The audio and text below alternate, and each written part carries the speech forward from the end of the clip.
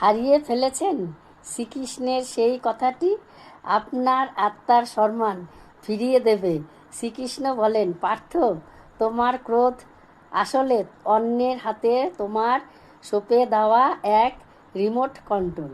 কেউ তোমাকে গালি দিল আর তুমি রেগে গেলে, এর অর্থ হলো তোমার মনের শান্তি এখনও সেই ব্যক্তি রাই ইশারায় চলে।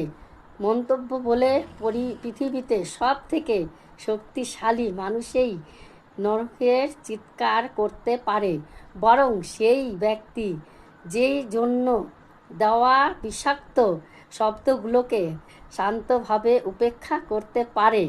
তোমার নীরবতা তখন তোমার শত্রুর করা অপমানের চেয়েও বেশি ভারী হয়ে দাঁড়াবে।